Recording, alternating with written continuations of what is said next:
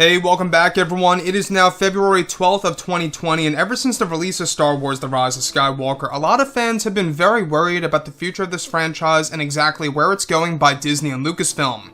This is Mike Zero. Make sure to subscribe if you are new to the channel for future Star Wars content. Now, one thing about Episode 9 is that we do know that this movie went through a lot of changes, a lot of adjustments, if you will, during the months of August, September, and October back in 2019. And not just that, also in November and December of 2018, which, by the way, was the first phase of reshoots. So, with The Rise of Skywalker, we had two phases. We had the first phase of reshoots and the second phase of reshoots, and that led to a lot of deleted scenes in the process. Now, when we look at Kathleen Kennedy, by the way, who is the president of Lucasfilm and all things Star Wars, which, by the way, is coming to an end because Bob Iger is actively trying to get rid of her. Apparently, he's got a candidate in place to replace her sometime next year in 2021, so looking forward to that.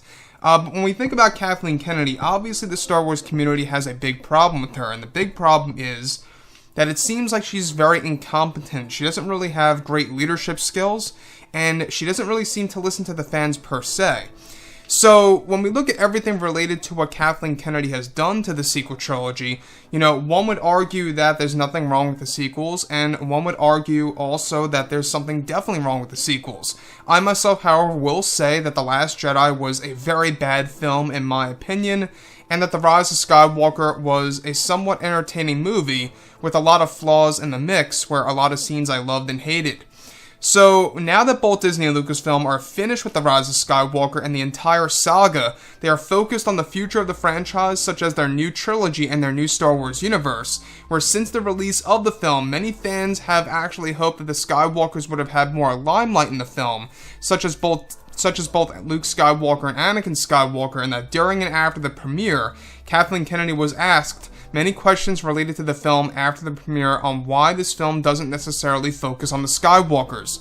Kathleen Kennedy states that the Skywalkers don't matter in this movie per se, where it's about the new characters and how the Skywalker legacy is carried on a new generation, and that using the Skywalkers was not their main concern.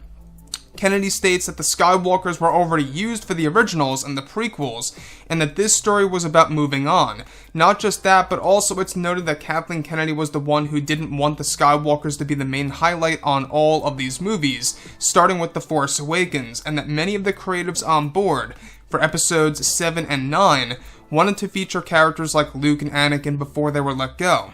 It said that Kathleen Kennedy was also very frustrated with Mark Hamill's portrayal of Luke Skywalker in Episode 9, and cut a majority of Mark Hamill and his scenes, and wanted to reduce Anakin to a Force Ghost voice, since she was not impressed with Hayden's portrayal of the character.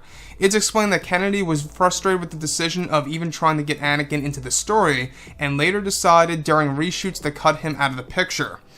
So the thing about Kathleen Kennedy here, like I've said before in the past, is that she really seems to be very incompetent as president of Lucasfilm. You really need somebody else to take control of this Star Wars brand, this franchise, if you will, that is so large and so rich to Star Wars fans. If you look at the originals, it's amazing. If you look at the prequels, they were different.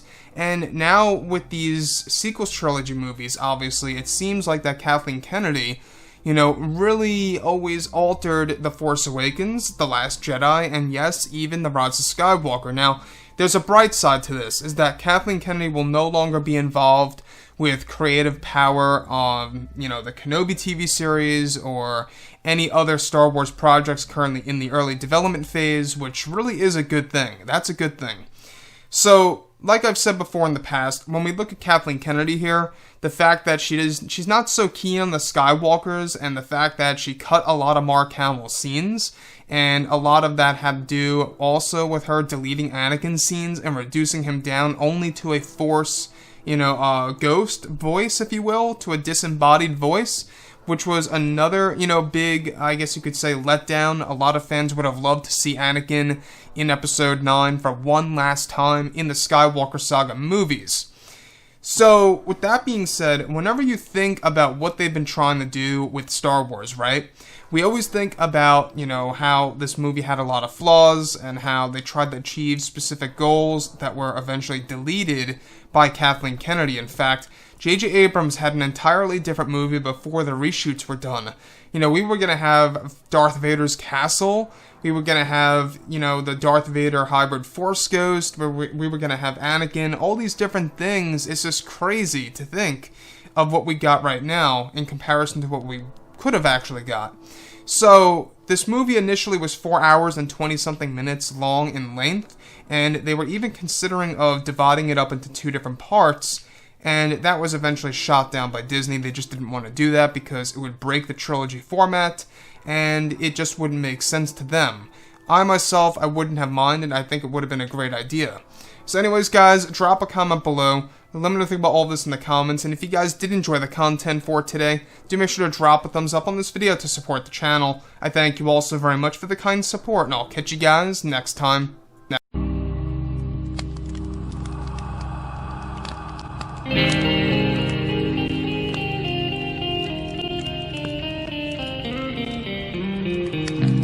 Gun in hand, we are alone again. No hiding from night to moon.